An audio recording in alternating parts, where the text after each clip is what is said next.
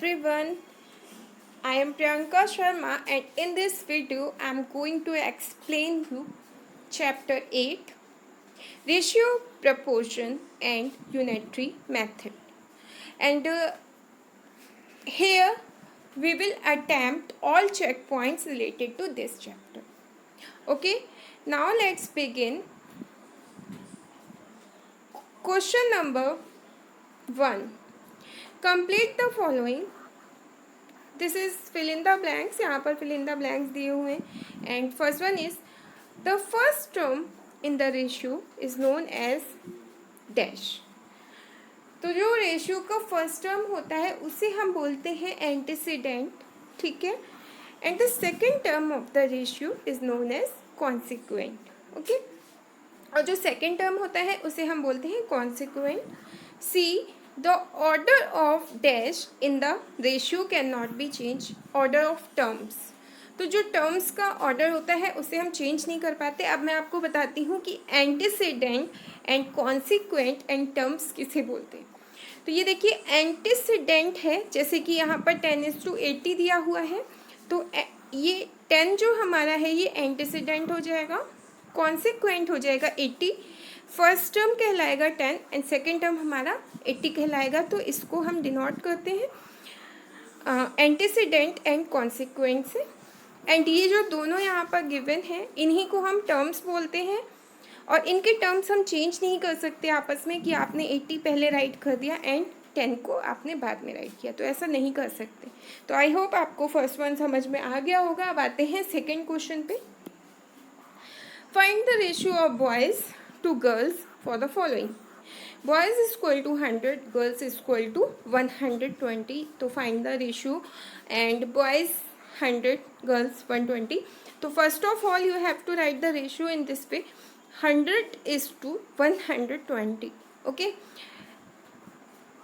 यहाँ तक भी अगर आप इसे रहने देते हो तो भी आपका करेक्ट है, बिकॉज यहाँ पर आपसे बोला नहीं गया है कि इसको आप लोएस्ट टर्म में कन्वर्ट करिए, बट मुझे बताना था तो मैंने यहाँ पर वो भी आपको करके दिखाया है. 100/120.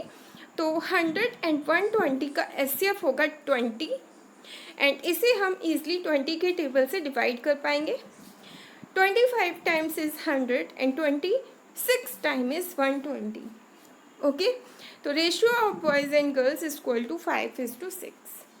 Understand. Now question number 3. Express the given ratio in their simplest form. 90:105. Question number A. 90:105.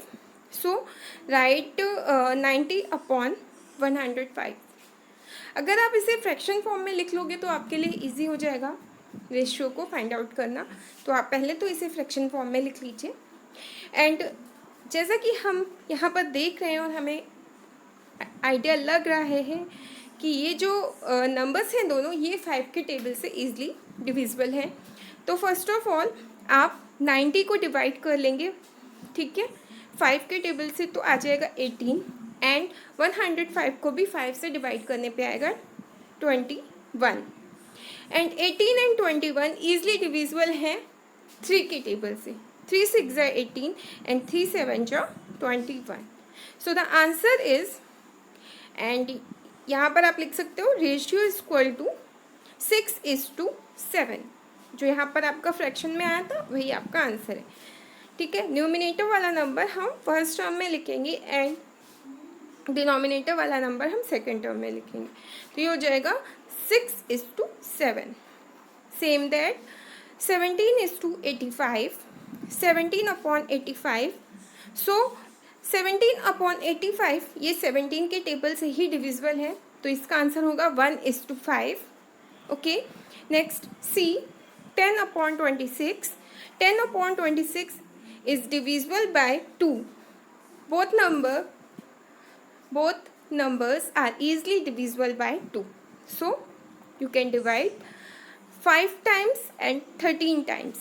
So your answer will be 5:13. D 10 into 10 is to 80, and here write in fraction form 10/80 and as you can see this number is easily divisible by 10, so answer is 1:8. Okay, next question number 4. Write two equivalent ratio for the following ratios. Right the equivalent heading है. इसके बाद यहाँ पर हम आते हैं question number 4:5. आपने इससे पहले फ्रैक्शंस के पढ़े हैं ना, इक्विवेलेंट्स. इक्विवेलेंट फ्रैक्शन क्या होते हैं, इक्विवेलेंट डेसिमल्स क्या होते हैं. अब हमें पढ़ना है इक्विवेलेंट रेशियो क्या होते हैं. एंड यहाँ पर बहुत ज़्यादा डिफरेंस नहीं होता है. फ्रैक्शन में जैसे करते थे वैसे ही यहाँ पर भी करेंगे. तो ये देखिए 4/5 आप कर लीजिए एंड यहाँ पर 2 टाइम्स में मल्टीप्लाई कर लीजिए, फिर 3 टाइम्स में मल्टीप्लाई कीजिए. तो 10/8 and 12/15. Equivalent ratio for 4:5 is equal to 8:10, 12:15. Okay, this is the answer. And here question number B, 10:20. तो 10/20 into 2, 20/40 and 10/20 into 3, so 30/60. And equivalent ratio for 10:20 is equal to 20:40 and 30:60. Okay, next question number 5. In our class there are 28 girls and 16 boys. Find the ratio of number of boys to the girls. Number of boys to the girls. Listen carefully. पहले boys बोला है फिर girls बोला है, तो पहले हम boys को राइट करेंगे. The number of boys to that of girls. Boys and girls. Boys is 16 and girls is 28. मैंने आपको बताया था ना कि इसमें टर्म्स हम चेंज नहीं कर सकते. टर्म का जो ऑर्डर दिया है उसे चेंज नहीं कर सकते. तो यहाँ पर पहले बॉयज़ को दिया है इसलिए आपको पहले बॉयज़ ही राइट करना पड़ेगा एंड बाद में गर्ल्स. यस, ऐसा नहीं है कि यहाँ पर गर्ल्स पहले और बॉयज़ पहले तो आपने वही राइट कर दिया, ऐसा नहीं हो सकता. अब 16:28, तो 16/28 both number are divisible by 4 and the answer is 4/7. 4 से जब आप डिवाइड करोगे तो हो जाएगा 4/7 and the ratio is 4:7. Okay, next है B. The number of boys to the number of student in the class. अब आपसे कह रहे हैं कि बॉयज़ का रेशियो बताइए क्लास में जितने भी टोटल स्टूडेंट हैं उसके अकॉर्डिंग. तो यहाँ पर हम कैसे बता सकते हैं रेशियो, वो देख लीजिए. देखिए यहाँ पर पहले तो नंबर ऑफ गर्ल्स हमें पता है 28 है, नंबर ऑफ बॉयज़ 16. अगर हम दोनों को ऐड कर देते हैं तो टोटल स्टूडेंट्स हमें पता लग जाएंगे जो यहाँ पर इन्होंने बोला है. तो टोटल स्टूडेंट्स हो जाएंगे 44. Ratio boys is to students is equal to 60:44. And यहाँ पर 16/44 राइट कर लीजिए. उसके बाद ये आप 4 के टेबल से इजीली डिवाइड कर दीजिए तो आपका हो जाएगा 4/11. Okay, and the ratio is 4:11. Understand. Now question number 6. check whether the numbers 16, 30, 24. 6. Check whether numbers 16, 30, 24 and 45 are in proportion and or not. तो जब भी हम proportion की बात करते हैं तो हम क्या करते हैं, हम यहाँ पर एक सिंबल यूज़ करते हैं जो कि इस तरह से होता है 4 डॉट का सिंबल एंड इसे हम बोलते हैं इज़ द सेम. ओके, तो ये एक फॉर्मूला है जिसके बेस पे हम ये वाला सम सॉल्व करने वाले हैं और ये इसके आगे के भी सम्स में ये बहुत ही ज़्यादा हेल्प करेगा. तो यहाँ पर है देखिए A is to B is the same C is to D. इसका मीन्स हो गया A/B is equal to C/D. Okay, या फिर आप इसे कह सकते हो AD is equal to BC. ठीक है, तो अभी ये जो आप देख रहे हो इसको आपको समझ में शायद ना आया हो, लेकिन मैं आपको बता दूं इसमें टर्म्स जो होते हैं, जो बाहर के जो टर्म्स आपको दिए हैं उन्हें बोलते हैं product of means and is equal to product of extreme. तो ये है product of means and product of extreme. तो ये हो गया, आपकी बुक में आप देखिएगा आपको ये मिल जाएगा इजीली. जो बाहर दोनों टर्म्स हैं इनको हम एक साथ मल्टीप्लाई करेंगे, वो ये हो गए एंड जो अंदर दोनों टर्म है इनको आप एक साथ करोगे इक्वल के बाद, तो वो ये हो गया। अब हम इसे सॉल्व कैसे करेंगे वो देखिए। तो आपके पास जो नंबर थे वो ये थे 16:30 इज़ द सेम 24:45। तो आपको क्या करना है, 16 को मल्टीप्लाई करना है 45 से एंड 30 को मल्टीप्लाई करना है 24 से। तो जो आउटसाइड में है वो होते हैं product of means, B into C हमारे प्रोडक्ट ऑफ मीन्स होंगे, क्योंकि इनसाइड दिए हुए हैं, दोनों ही नंबर इनसाइड हैं, अंदर की तरफ हैं, तो ये हो गया B into C. And outside में हमारे पास है ए इंटू डी, तो ए इंटू डी इसको बोलते हैं प्रोडक्ट ऑफ एक्सट्रीम। अब मैं आपको यहाँ पर राइट करके देती हूँ, एक सेकेंड, कहाँ गया, ओके।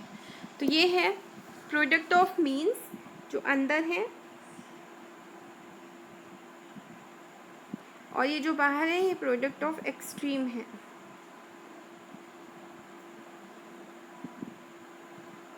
ठीक है, product of means and extremes. तो आउटसाइड वाले आपको समझ में आ गया होगा अभी तक। अब आप क्या करोगे, अब मैं इसको इरेज कर रही हूँ जिससे कि ये पेज थोड़ा सा क्लियर हो जाए और आपको सभी चीज़ें आसानी से समझ में आ सके। अब क्या है, अब आपने क्या किया, प्रोडक्ट ऑफ मीन्स, जो कि अंदर के दोनों नंबर्स थे प्रोडक्ट ऑफ मीन्स कहलाते हैं, उन्हें हम कर लेंगे मल्टीप्लाई। 30 इंटू 24 को मल्टीप्लाई करने पे आता है 720। एंड प्रोडक्ट ऑफ एक्सट्रीम हो गया हमारे यहाँ पे आउटसाइडर, तो वो है ए इंटू डी, जिसको आप मल्टीप्लाई करोगे तो आएगा 16 इंटू 45 को मल्टीप्लाई करने पे आएगा 720। तो अब आप देख रहे हो दोनों का ही आंसर इक्वल है। So hence 16:30 is the same 24:45 is in proportion। अगर ये दोनों डिफरेंट होते तो ये प्रोपोर्शन में नहीं होता, तब हम लिखते is not in proportion, but ये प्रोपोर्शन में है तो हम यहाँ पर नॉट का यूज़ नहीं करें। ठीक है, 16:30 is the same 24:45 is in proportion. Second question है, find the value of x if 8:16 and 25:x। तो आपको वैल्यू फाइंड करनी है, उसके लिए भी आपको यहाँ पर वही रूल फॉलो करना पड़ेगा। इसको product of means into product of extreme equal लगा के आप इसको लिखोगे। ठीक है, तो यहाँ पर हो गया product of means and product of extreme, and यहाँ पर हो गया प्रोडक्ट ऑफ मीन्स। तो जब आप इक्वल करेंगे तो आप देखिए यहाँ पर क्या होगा, 8 से x का इंटू हो रहा है तो 8x हो गया, एंड 16 से 25 का इंटू हो रहा है तो 400।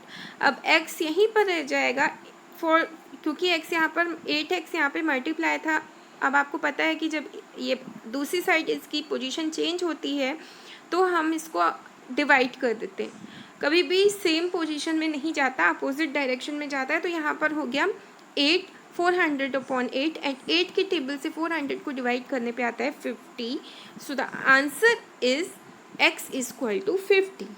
अंडरस्टैंड। नेक्स्ट है question number 8, Abhay and Geeta share their pencils in the ratio 2:3। If Abhay has 36 pencil, how many pencil does Geeta have. Abhay and Geeta कुछ पेंसिल शेयर कर रहे हैं जिनका रेशियो 2:3 है। अभय के पास अगर 36 पेंसिल हैं तो गीता के पास कितनी पेंसिल्स होंगी। तो अभय इज टू गीता, एंड यहाँ पर रेशियो है 2 और 3 का, एंड 36 पेंसिल्स अभय के पास अगर हैं तो गीता के पास कितनी होंगी नहीं पता है। तो ये आप इस तरह से राइट कर लीजिए, 2:3, प्रोपोर्शन ही चेक कर रहे हैं तो प्रोपोर्शन का सिंबल लगा देंगे। 2:3 इज़ द सेम 36:x। ठीक है, अब 2x हो जाएगा, यहाँ पर मल्टीप्लाई करेंगे तो कैसे मल्टीप्लाई हुआ है वो भी आप देख लीजिए। जैसे कि मैंने आपको बताया है कि जो बाहर साइड जो दोनों नंबर्स हैं ये कहलाते हैं प्रोडक्ट ऑफ एक्सट्रीम, और जो दोनों नंबर अंदर साइड हैं वो होते हैं प्रोडक्ट ऑफ मीन्स। तो अब आपने लिख लिया 2 × x इक्वल टू 3 × 36। ठीक है, अब हो गया 2x इक्वल टू 108, क्योंकि 3 से 36 का मल्टीप्लाई करेंगे तो 108 आएगा। So x equal to 108/2 is equal to 54 and the answer is Geeta has 54 pencil. Just because Gita के पास 3 रेशियो के यहाँ पर था, 3 रेशियो था इसका, तो इसके पास ऑब्वियसली ज़्यादा पेंसिल ही होंगी, इसलिए 54 पेंसिल गीता के पास है एंड 36 पेंसिल अभय के पास है. नेक्स्ट है question number 9. Jasmine bought 32 kiwi fruits for ₹16. 32 kiwi fruits उसने लिए हैं जो कि 16 रुपीज़ के हैं. How many kiwi fruits can Lisa buy if she has ₹4. तो लीसा कितने कीवी फ्रूट्स खरीद पाएगी 4 रुपीज़ में. तो यहाँ पर देखिए सेम आप उस तरह से नोट कर लीजिए, kiwi fruit and rupees 32:16 and x:4. तो आपने सेम जैसे यहाँ पर मैंने बताया था, product of extreme and product of means equal to करके आप इसे सॉल्व कर लीजिए. 32 को 4 से मल्टीप्लाई कर लीजिए एंड 16 को x से. तो 32 इंटू 4 हो जाता है 128 एंड इज इक्वल टू यहाँ पर हो जाएगा 16 इंटू एक्स, या 16x हो जाएगा एंड यहाँ पर आपने x को आउटसाइड छोड़ दिया है एंड 128 को 16 से डिवाइड कर दिया है. तो आपका आंसर आया है 8 कीवी फ्रूट्स मिल जाएंगे किसको, लीसा को 4 रुपीज़ में. ओके, तो ये आपका आंसर है. 10th है क्वेश्चन हमारा. In a certain town the ratio of numbers of single storey building to high rise building is 2:7. If there are 100 single story building, how many high rise building are there?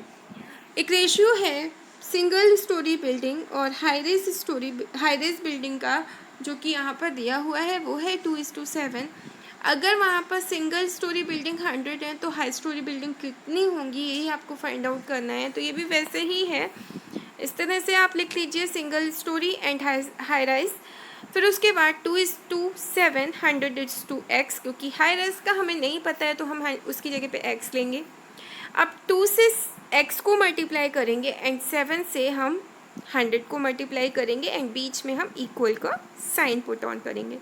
तो ये हो जाएगा 2x multiply करने के बाद and 7 into 100 is equal to 700 हो जाएगा. x outside आएगा इज इक्वल टू 7/2.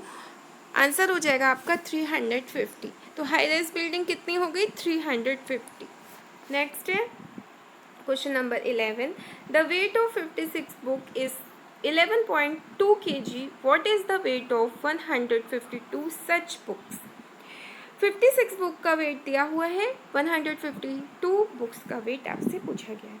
यहाँ पर राइट कर लीजिएगा क्वेश्चन. अब उसके बाद आप लिखिएगा books is to weight 56 is to 8 kg, 152 is to x, क्योंकि यहाँ का वेट हमें नहीं पता है.